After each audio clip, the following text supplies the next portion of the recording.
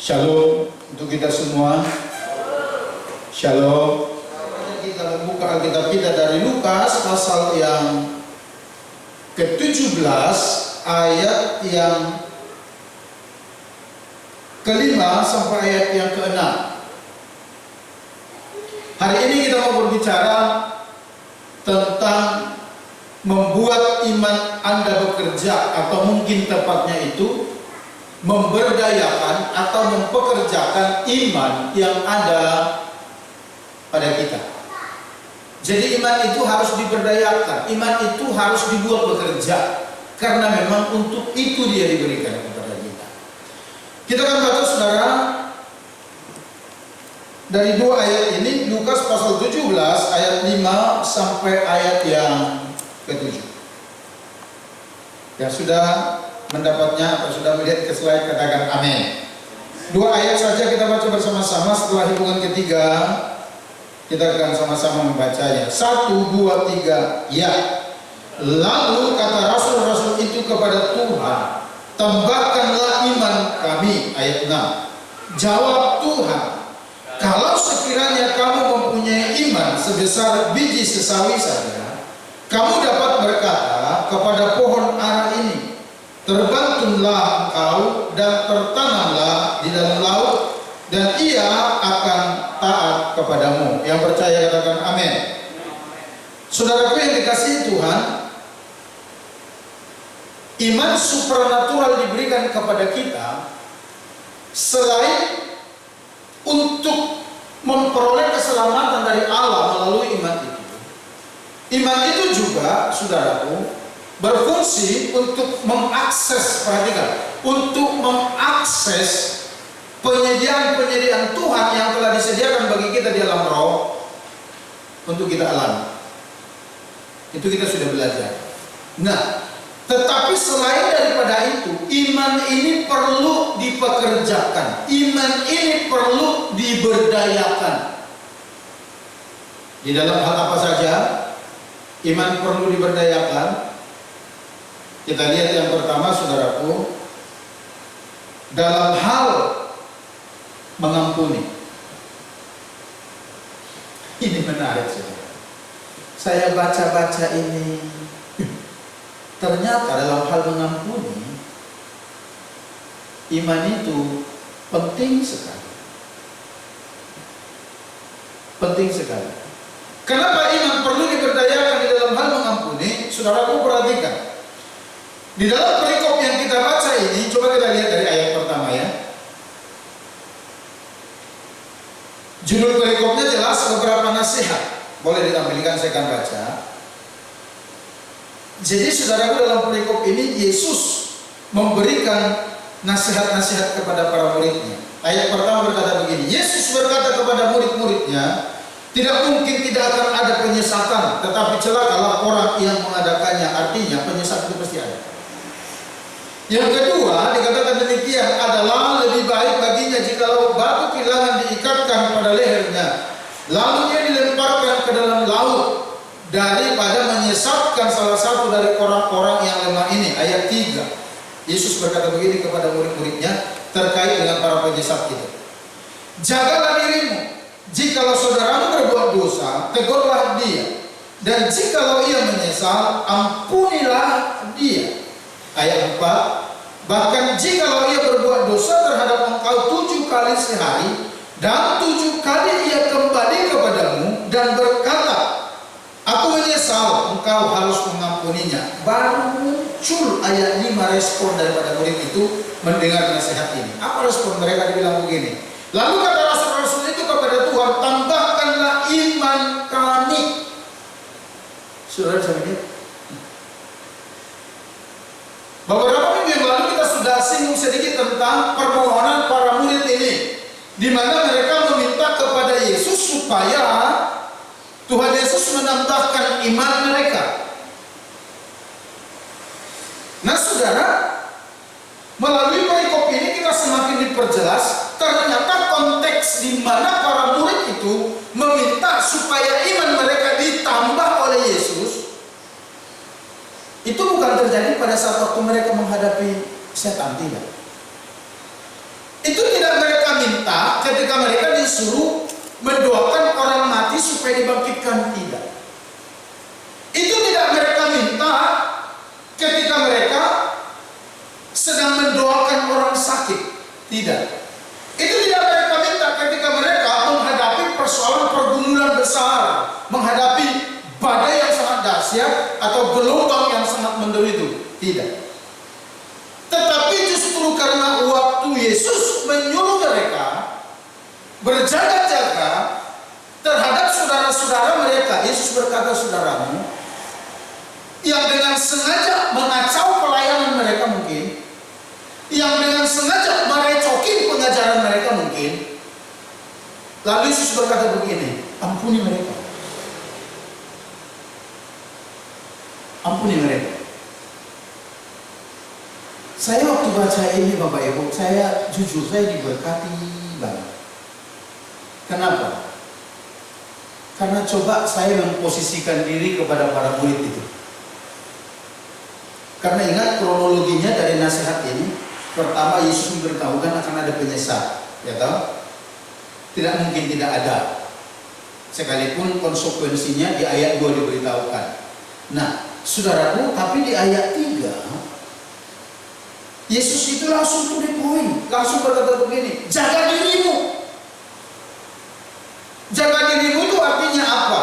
Dikatakan demikian, jikalau saudaramu berbuat dosa, tegurlah dia, dan jikalau ia menyesal, ampunilah dia. Artinya begini, jikalau saudaramu kira-kira berbuat seperti yang dikatakan di ayat 1 ayat 2, mengacau pengajaran para rasul ini, sehingga membawa orang-orang yang sudah diajar para rasul ini di dalam pelayanannya kepada kesesatan. Lalu Yesus berkata begini, jaga dirimu supaya engkau tidak kepahitan kepada mereka. Kira-kira begitu. Bapak bisa nangkap? Kalau bisa nangkap, agak mudah. Contohnya ini, kita ini semua para murid yang sudah melayani, yang sudah menanamkan dasar-dasar kebenaran, yang sudah benar-benar mati-matian mengajar orang dalam kebenaran. Tiba-tiba muncul, Yesus berkata, saudaramu, muncul mereka membawa ajaran yang bukan dari Tuhan masuk ke situ, sehingga mereka coba menarik orang-orang ini keluar dari pengajaran yang benar itu. Nah, untuk itu Yesus berkata, jaga dirimu. Sampai di sini dulu, Bapak Ibu bisa nangkap? Bisa pahami? Yesus berkata, jaga dirimu terhadap itu. Menjaganya supaya apa? Supaya hatimu tidak terpengaruh kepada ulah mereka itu, supaya hati kita tidak menjadi pahit, akhirnya kita menaruh dendam kepada mereka. Bahkan Yesus berkata, kalau mereka minta ampun kepadamu 7 kali dalam sehari, kamu harus tetap mengampuni. Murid langsung berespon. Mereka langsung bilang begini, guru, kalau begitu tambah iman kami. Waduh, saudara, gimana ya? Memang agak ngeri-ngeri sedap memikirkannya. Tapi saya justru sangat diberkati. Kenapa? Sekali lagi, ketika mereka disuruh mengampuni, murid itu meminta supaya iman mereka ditambahkan. Ketika mereka menghadapi setan, mereka meminta itu. Tapi ketika mereka diperhadapkan kepada hati yang akan mengampuni, murid langsung berpikir begini, alamak, ini berat sekali ini. Ternyata mengampuni jauh lebih berat daripada yang setan. Halo? Halo? Ternyata mengampuni jauh lebih berat daripada doa yang orang sakit. Mereka bisa saja eksis pelayanan di mana-mana. Lihat orang sakit langsung doain. Oh, dalam nama Yesus sembuh, dalam nama Yesus sembuh. Tapi berhadapan dengan pengampunan. Waduh, saudara. Mereka bilang begini, guru, nampaknya tidak bisa nih. Perlu iman ini ditambah. Halo, saudara. Halo. Ternyata iman itu tidak hanya dipergunakan untuk menerima keselamatan dari Tuhan. Ternyata ketika iman itu diberikan kepada kita, tidak hanya berfungsi untuk menghadirkan sesuatu yang telah Tuhan sediakan bagi kita di dalam roh. Tidak. Ternyata iman diberikan kepada kita. Tujuannya juga supaya oleh iman itu atau iman yang ada pada kita itu diberdayakan untuk mengampuni orang lain. Kayaknya cerita ini tidak nyambung banget ketika saya baca ya. Ternyata sepertinya tidak nyambung. Yesus berbicara pengampunan, murid-murid berbicara iman. Di mana ini? Sambungannya di mana? Ada apa? Tapi ternyata nyambung, saudara. Kalau kita coba ke Markus pasal yang ke-11 ayat 25, coba dibuka dulu. Markus 11 ayat 25.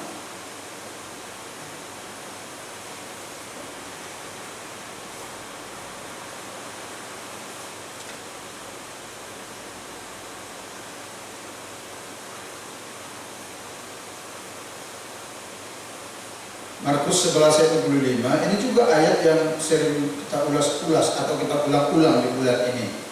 Yesus berkata begini, dan jika kamu berdiri untuk berdoa, ampunilah dahulu sekiranya ada barang sesuatu dalam hatimu terhadap seseorang, supaya juga Bapamu yang di sorga mengampuni kesalahan-kesalahanmu. Pernyataan ini Yesus sampaikan setelah dia berbicara tentang iman juga. Coba kita lihat mulai ayat 23 dan 24 Markus 11 ini. Dikatakan demikian, atau ayat 22 mulai. Yesus menjawab mereka, percayalah kepada Allah. Ayat 23, aku berkata kepadamu, sesungguhnya barang siapa berkata kepada gunung ini, beranjaklah dan tercampaklah ke dalam laut, asal tidak bimbang hatinya, tetapi percaya bahwa apa yang dikatakannya itu akan terjadi, maka hal itu akan terjadi baginya. Ayat 24, karena itu aku berkata kepadamu, apa saja yang kamu minta dan doakan, percayalah bahwa kamu telah menerimanya, maka hal itu akan diberikan kepadamu. Yang sering kita bacakan sampai di situ tuh. Untuk mengklaim sesuatu yang kita doakan, kita baca sampai 24. Apapun yang kamu minta dan doakan, percaya bahwa kamu sudah menerimanya, maka itu akan diberikan kepadamu. Saudaraku perhatikan, Yesus belum berhenti ngomong. Ayat 25 dikatakan demikian, dan jika kamu berdiri untuk berdoa.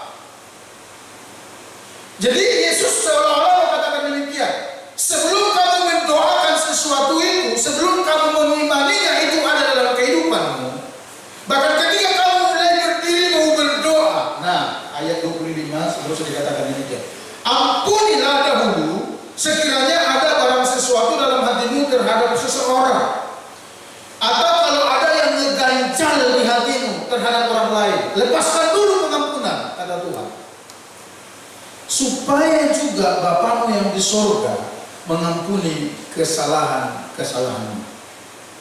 Yesus berkata supaya Bapamu yang di sorga mengampuni kesalahanmu.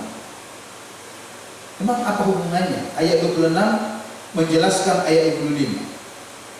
Ini yang Yesus katakan. Tetapi jika kamu tidak mengampuni, maka Bapamu yang di sorga juga tidak akan mengampuni kesalahanmu. Nah, saudara, apa hubungannya kepada iman? Nanti coba kita lihat. Yesus berkata sebelum kamu berdoa untuk mengimani sesuatu, kalau ada kamu ingat di dalam hatimu, pikiranmu yang ngeganjal terhadap seseorang, ampuni dulu mereka, lepaskan dulu pengampunan. Supaya apa? Supaya Bapamu yang di surga mengampuni kamu. Kalau tidak, kamu tidak diampuni. Artinya kalau tidak diampuni, dosa tetap ada. Betul? Betul nggak?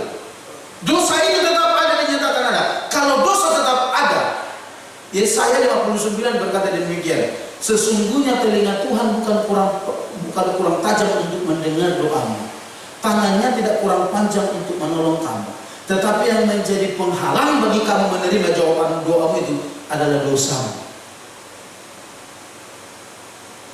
Waduh saudara, ketika saya baca ini, keren banget ya hubungan iman dengan pengampunan. Ternyata saudaraku, kalau seseorang tidak mengampuni orang lain, itu bisa menghambat jawaban doanya. Karena apa? Ada dosa yang menyumbang. Dan ketika doa saudara tidak dijawab, saya mau beritahu, itu bisa mempengaruhi iman. Itu bisa membuat hatimu mulai bimbang. Itu bisa membuat hatimu mulai goyah. Itu bisa membuat hatimu mulai bertanya-tanya, benar enggak sih Tuhan ini? Benar enggak sih Tuhan ada?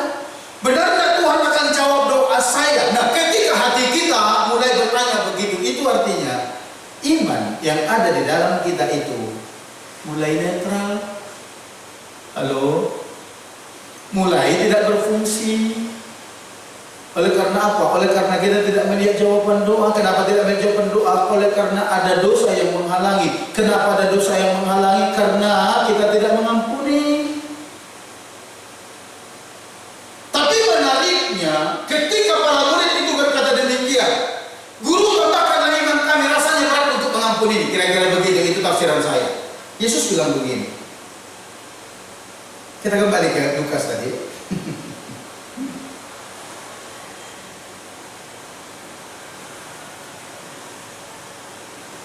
Kita kembali ke Lukas pasal 17 ayat yang ke-5 tadi.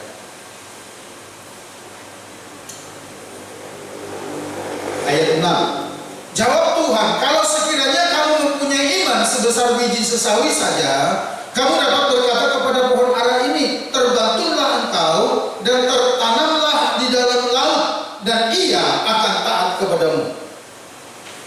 Menariknya saudara, para murid ini merasa tidak mampu untuk mengampuni orang-orang yang seperti itu, yang dengan secara sengaja merusak pelayanan mereka, yang dengan secara sengaja merusak pengajaran mereka dan menarik orang-orang kepada kesesatan. Mungkin mereka berpikir begini, enak aja, kami sudah setengah mati menanamkan benih-benih kebenarannya, dia tinggal datang aja ngacau, menaburkan benih-benih yang palsu. Nah, lalu dalam keadaan begitu Yesus berkata, jaga hatimu, ampuni dia. Bahkan ketika dia 7 kali sehari datang minta ampun, tetap beri pengampunan. Para rasul berkata begini, terlalu berat itu, masuk akal. Makanya bilang, tambahkan iman kami kalau begitu. Lalu sekarang dia respon Yesus. Yesus tidak bilang begini, berapa besar yang kamu mau? Ukurannya seberapa besar? Yang kamu minta itu seberapa besar? Sebesar ember? Sebesar bola pingpong? Atau sebesar apa? Tidak. Yesus hanya bilang begini, kalau seandainya kamu memiliki iman sebesar, sekali lagi ini tidak berbicara ukuran, tapi ini berbicara kualitas. Artinya seperti biji sesawi itu cukup.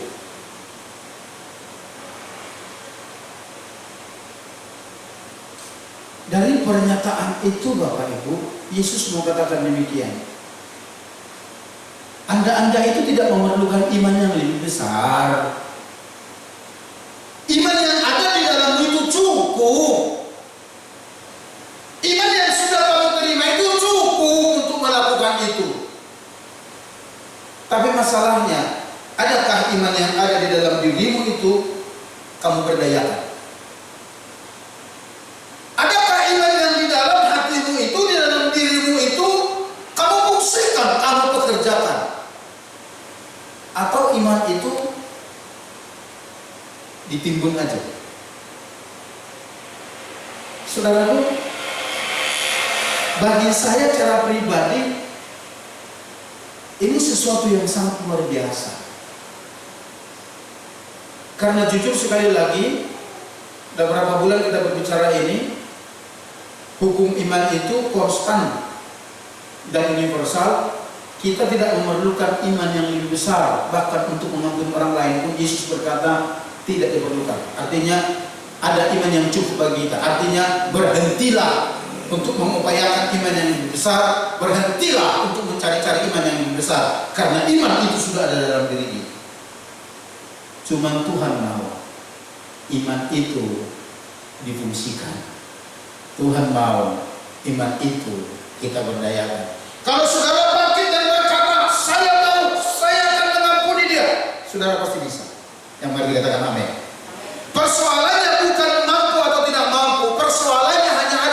dia mau atau tidak, itu aja. Sesakit apa sih hati kita dibuat? Seduka apa sih? Ayo. Tuhan mau kita mengampuni mereka, karena Tuhan sudah mengampuni kita. Tapi Pak terlalu sakit, masa saya tidak pernah melakukan ini, dituduh ini, itu urusan dia. Tolong berikan tempat bagi Tuhan untuk bekerja. Amin. Amin. Tolong berikan tempat bagi Tuhan untuk bekerja.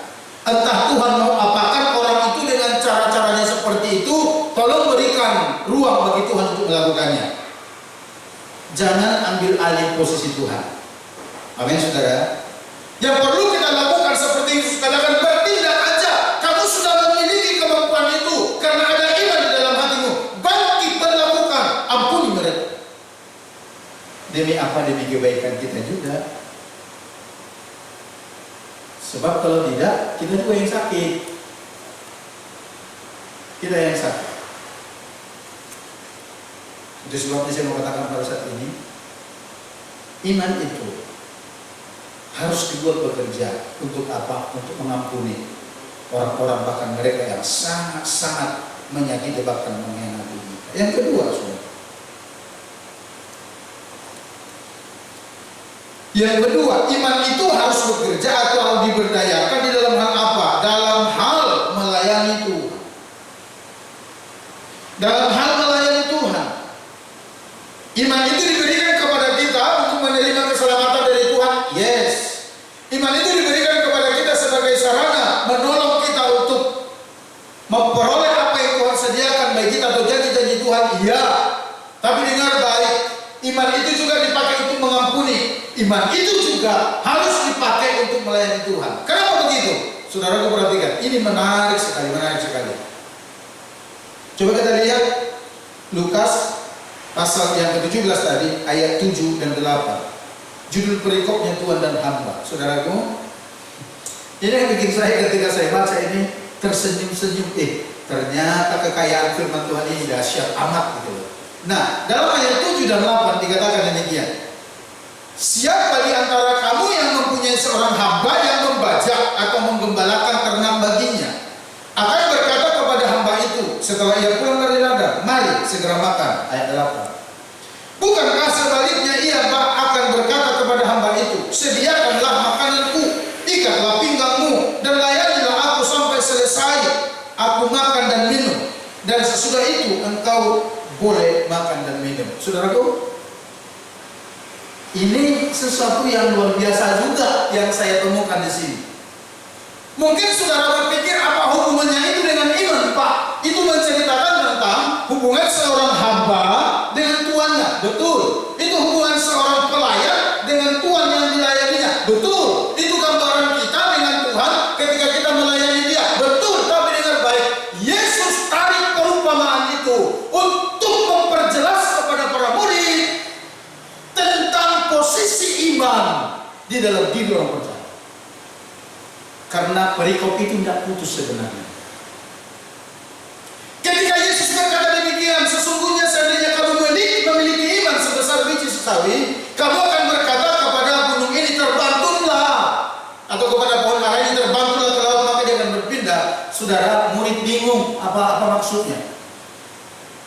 Kalau di teks asli Alkitab itu, saudaraku, tidak ada perikop. Lembaga Alkitab Indonesia memberikan perikop kepada kita untuk mempermudah kita mengerti ini. Tetapi saudaraku, dari ayat 6 ke ayat 7 ini disambung. Artinya begini, setelah Yesus berkata, terbanglah engkau dan tertanamlah di dalam laut, dan ia akan taat kepadamu. Ayat 7, itu lanjutan dari ayat 6. Siapa di antara kamu yang mempunyai seorang hamba yang membajak atau menggembalakan ternak baginya, akan berkata kepada hamba itu setelah ia pulang dari ladang, mari segera makan. Siapa? Tidak ada. Saudaraku, Yesus tarik perumpamaan hubungan antara seorang hamba dengan tuannya untuk menjelaskan posisi iman dengan orang yang punya iman itu. Bahwa iman di dalam diri seseorang, Yesus ibaratkan seperti seorang hamba pada tuannya yang harus dipakai Amin. Amin. Iman itu harus dipakai, iman itu harus dipergunakan, iman itu harus dimanfaatkan. Kalau di sini hamba itu dikatakan untuk melayani tuannya, bahkan ketika dia baru pulang dari ladang, tuannya tidak berkata begini, udah kamu makan dulu deh, baru layani saya. Tidak. Lagi capek, lagi ngos-ngosan, tuannya bilang begini, siapkan makanku. Setelah itu nanti baru kamu makan. Seperti itu sikap kita memperlakukan iman. Artinya iman itu harus dipakai, harus diberdayakan untuk melayani. Melayani siapa? Pemilik iman itu sendiri. Siapa pemilik iman itu? Dia yang menciptakan langit dan bumi serta segalanya. Kita hanya dipinjamkan. Ketika iman itu dipinjamkan kepada kita, itu tujuannya dipergunakan, saudaraku, untuk menolong kita melakukan pekerjaan-pekerjaan yang Tuhan suruh kita kerjakan. Ingat dari minggu lalu saya katakan, iman tidak diberikan untuk memuaskan nafsu kita, tidak. Jangan salah kaprah tentang iman. Amin Bapak Ibu. Tuhan memberikan kita tugas. Tuhan memberikan kita mandat untuk kita kerjakan, kita lakukan di dunia ini. Dia tidak biarkan kita begitu saja, diperlengkapi kita dengan iman. Supaya kita memerlukan, waktu kita memerlukan sesuatu untuk melakukan apa yang Tuhan suruh kita lakukan itu, iman bekerja di sana.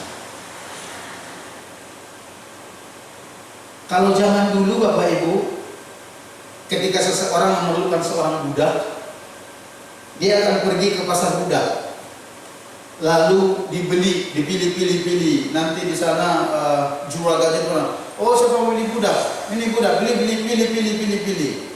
Lalu dipilih, dibayar, dibawa pulang. Tujuannya untuk apa? Untuk dipekerjakan di rumah.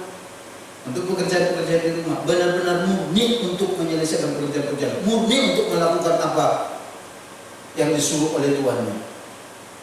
Tidak ada tuan yang membeli budak lalu untuk disanjung, untuk dibangga-banggakan.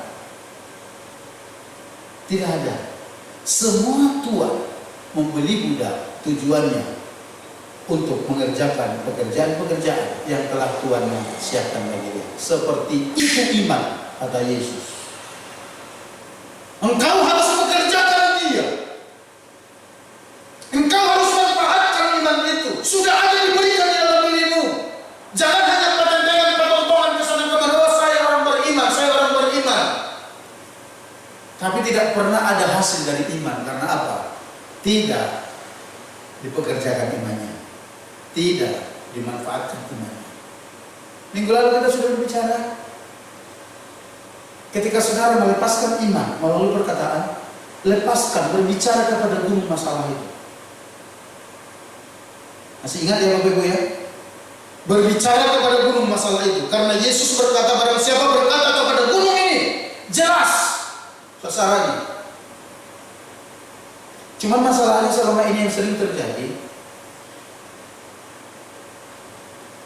kita terlalu banyak membicarakan tentang besarnya gunung, tingginya gunung, sukarnya gunung kita hadapi kepada Tuhan, daripada kita membicarakan Tuhan kepada gunung itu.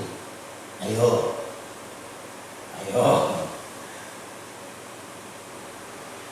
Kelihatannya kita rohani sekali, kita datang berlutut menyembah, nangis-nangis, berkata, Tuhan terlalu besar masalah ini, Tuhan aku dah tidak kuat, Tuhan aku dah tidak mampu, aku dah stres rasanya, aduh capek deh Tuhan. Salah? Tidak salah-salah amat.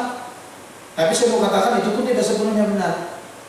Karena yang Tuhan mau, yang sebaiknya kita lakukan, bicarakan nama Tuhan, bicarakan kuasa Tuhan, bicarakan otoritas Tuhan kepada gunung masalah itu.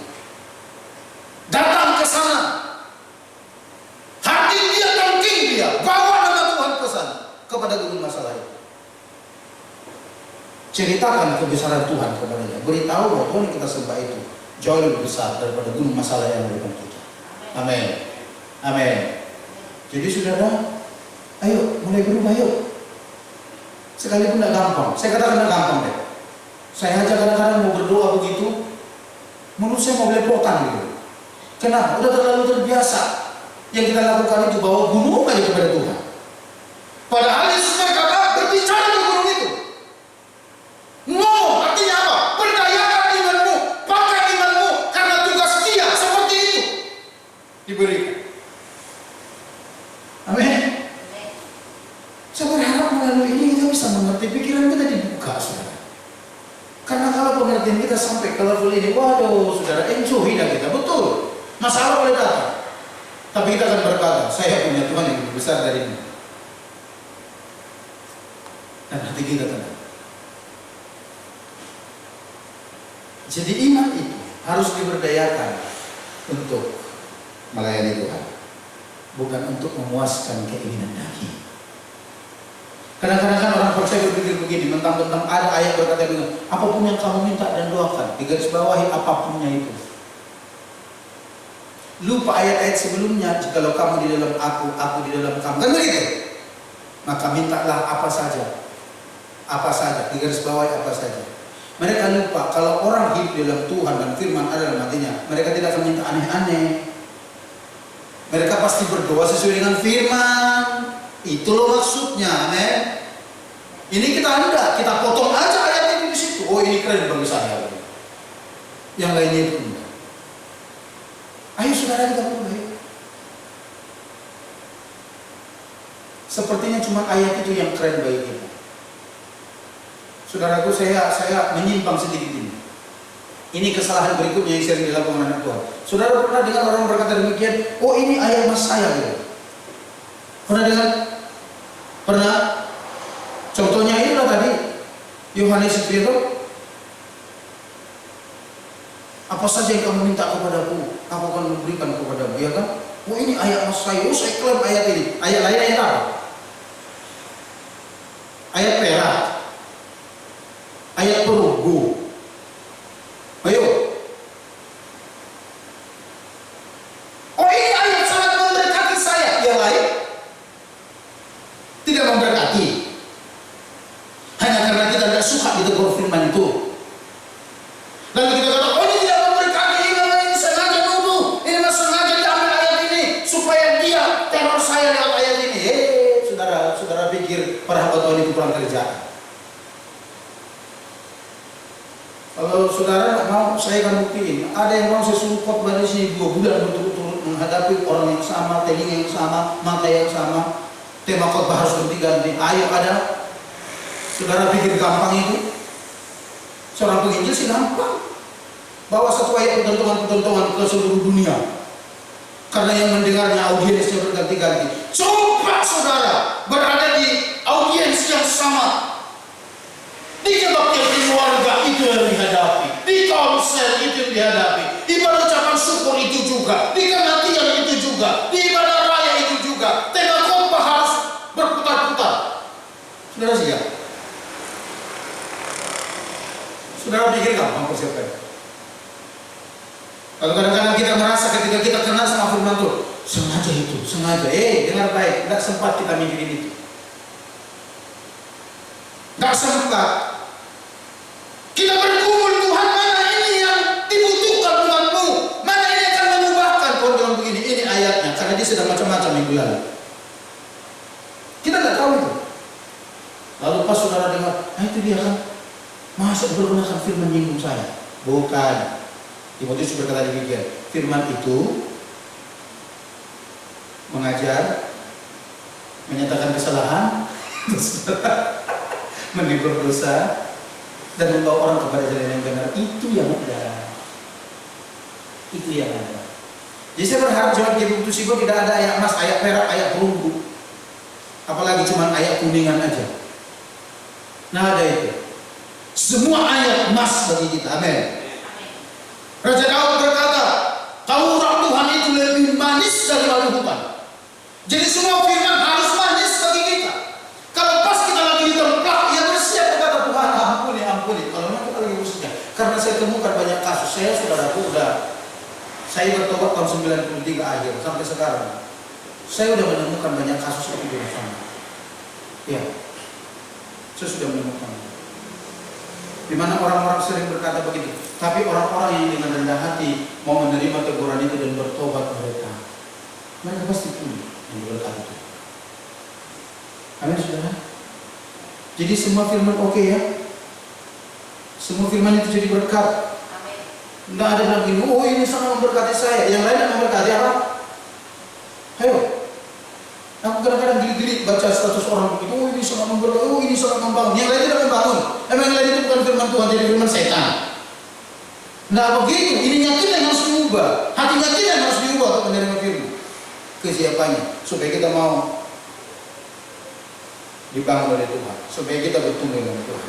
Jadi yang kedua saudara, iman itu harus dipekerjakan dalam hal apa? Dalam hal melayani Tuhan. Yang terakhir, yang ketiga, iman itu harus dibuat bekerja atau dipekerjakan dalam hal menyelesaikan pekerjaan Tuhan. Bukan sekadar melakukan pekerjaan lalu berhenti di tengah jalan, tidak, tapi menuntaskannya sampai selesai. Yang percaya katakan amin. Nah kita lihat di dalam ayat yang ke-9 dan 10 dari Lukas pasal 17 itu dikatakan demikian, adakah ia berterima kasih kepada hamba itu, maksudnya Tuhan itu, karena hamba itu telah melakukan apa yang ditugaskan kepadanya. Ayat 10, demikian juga lah kamu, apabila kamu telah melakukan segala sesuatu yang ditugaskan kepadamu, hendaklah kamu berkata, kami adalah hamba-hamba yang tidak berguna, kami hanya melakukan apa yang kami harus lakukan. Artinya sampai kapan? Sampai selesai. Saudaraku, keren.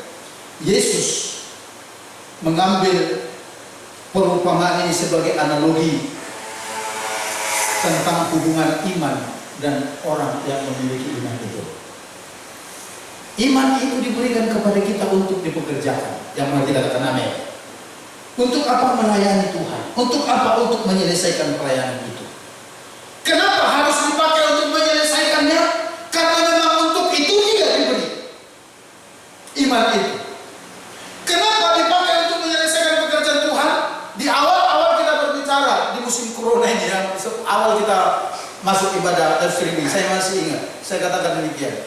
Sekalipun tugas yang kita terima itu benar-benar dari Tuhan, saudara jangan berpikir bahwa tugas itu akan kita selesaikan semulus apa saya katakan. Kalau jalan tol banyak batu-batunya juga. Ya semulus apalah yang paling mulus dan begitu. Saya melihat justru kadang-kadang visi yang benar-benar Tuhan berikan kita kerjakan itu, pekerjaan yang benar-benar Tuhan suruh kita kerjakan itu. Waduh, saudara, tantangannya, rintangannya, bisa bertimpa-timpa, bisa berlapis-lapis. Karena apa? Karena ketika Tuhan berikan kepada kita, mungkin iblis juga dengar dan dia coba menghadang, karena dia tahu kalau pekerjaan ini sampai selesai, dia kikir. Jadi dia akan pakai setiap orang yang membuka hati kepada pekerjaan iblis untuk menghalangi pekerjaan Tuhan ini. Tetapi kalau saudara tahu, saudara mengerti apa yang Yesus katakan pada saat ini, saudara akan maju terus dengan iman di dalam Tuhan untuk menyelesaikan pekerjaan yang telah Tuhan suruh kita kerjakan. Yang mari katakan amin. Saya akan ulang di tahun ini, Tuhan suruh kita berbuah-buah. Saya berharap tidak terlalu banyak dalih keluar dari hati kita. Di musim corona ini ada banyak orang berbuat baik. Saya mengatakan yes untuk itu. Go ahead.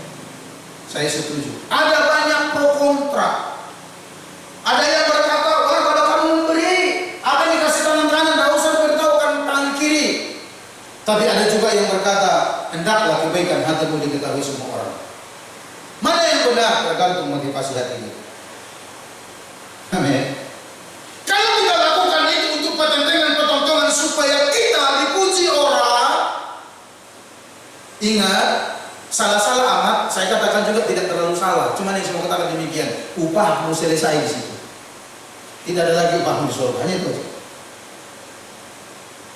Ya. Tapi kalau kau lakukan itu benar-benar karena melakukan firman Tuhan, karena kita sedang menjalankan apa yang Tuhan suruh kita kerjakan. Sekalipun banyak orang berkata demikian, ya lakukan saya, tidak usah harus difoto, tidak usah harus bikin video. Dengar baik, Tuhanlah yang menguji motivasi hati setiap orang. Amin. Jangan kita berdiri menjadi hakim di sana. Jangan, saudara. Jangan. Kita ngomong begitu, tapi kita tidak melakukan apa-apa. Kan lebih konyol kita. Kita hanya pengkritik aja. Cuman kritiknya hanya berlaku di situ. Cobalah jadi komentator para politikus itu, gitu ya. Ayo, iman itu diberikan untuk menyelesaikan pekerjaan Tuhan.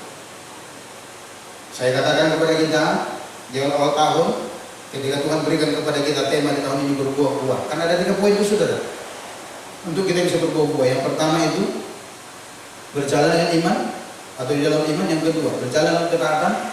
Ketiga berjalan untuk tuntunan Roh Kudus. Kita baru ada di poin pertama ini. Mungkin bulan depan kita mulai coba masuk kepada ketaatan. Saya katakan demikian. Tidak mudah, tidak gampang. Pasti ada tantangan, pasti ada rintangan. Tapi dengan iman bersama dengan Tuhan kita maju. Mungkin sudah berpikir, gimana caranya Pak? Gimana caranya? Tanya Tuhan. Dia yang suruh kita melakukannya kok. Dengan apa yang ada pada kita. Amin. Nah, saudara mendengar baik, jangan salah tangkap tentang pengertian. Saya akan ulang ini. Jangan salah tangkap tentang pengertian berbuah-buah di tahun ini bagi kita. Jangan saudara berpikir tadinya saudara punya HP 1, lalu tiba-tiba tahun berbuah-buah, saudara langsung beli HP lagi. Padahal ngutang sana sini, itu tidak berbuah-buah. Itu kau sedang pasang jerat di lehermu. Bukan itu yang dimaksud. Yang dimaksud berbuah-buah itu karakter ilahi keluar dalam diri kita. Benih ilahi yang ada dalam kita berbuah-buah. Yang tadinya mungkin kita hanya senang untuk menerima, sekarang kita belajar memberi.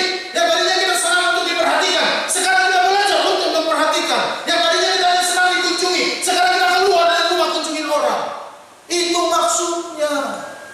Keluarkan buah itu dalam kehidupan kita. Belajarlah, ayo. Karena kita berkata, dengan demikian Bapa beri surga dipermuliakan. Amin. Bukankah saudara senang kalau Tuhan dipermuliakan melalui kehidupan dan pelayananmu? Saudara senang? Amin. Saudaraku, Tuhan juga senang. Tanpa saudara sadari, ketika saudara pergunakan iman saudara untuk menyelesaikan pekerjaan-pekerjaan Tuhan dengan baik, engkau sedang menyenangkan hati Tuhan yang memberikan iman itu kepada kita. Yang mau dikatakan amin.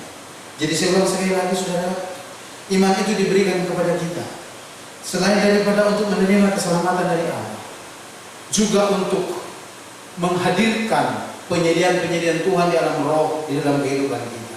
Tapi tidak berhenti sampai di situ. Iman itu harus dibuat bekerja, dipekerjakan dalam hal apa? Mengampuni. Yang kedua, dalam melayani Tuhan. Yang ketiga, dalam hal menyelesaikan Tuhan, sehingga lihat endingnya, nama Tuhan dipermuliakan karena dialah yang disenangkan untuk selama-lamanya. Yang mau dan percaya katakan amin. Mari kita datang kepada Tuhan. Bapa, kami bersyukur kepada membuat kebenaran firman-Mu. Firman-Mu mengajar kami pada saat ini supaya kami mempekerjakan dan memperdayakan iman yang telah Tuhan taruh di dalam hati kami, yang telah Tuhan berikan kepada kami, yaitu untuk mengampuni orang-orang yang dengan secara sengaja menyakiti hati kami, melukai kami, memfitnah kami,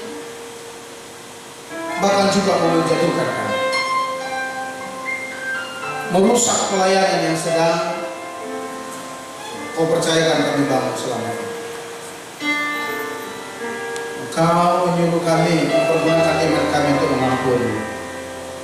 Tetapi yang kedua juga Engkau mau iman yang ada pada kami dimanfaatin untuk melayani Tuhan, bukan melayani kesenangan-kesenangan kami. Engkau juga mau iman yang Kau berikan kepada kami dipakai untuk menyelesaikan tugas-tugas dan pekerjaan-pekerjaan yang Tuhan suruh kami kerjakan. Karena Tuhan, di dalam mengerjakan tugas-tugas yang Kau percayakan bagi kami, ada juga banyak hal yang mungkin hadir di luar daripada yang kami inginkan. Engkau mau kami mempergunakan iman yang ada itu untuk mengatasi dan menyelesaikan. dan dengannya kami berkemenangan, dan namamu dipermuliakan, hatimu disenangkan. Bapak, itu yang menjadi kerinduan hatimu bagi kami. Ajarlah kami supaya kami dapat memahami, mengerti, dan tunduk kepada kebenaran firman-Mu itu. Kami sungguh-sungguh melakukannya di hadapan-Mu. Terima kasih Tuhan Yesus. Terima kasih Bapa yang kudus. Terpujilah Allah kami, Allah yang mulia. Dalam nama Yesus.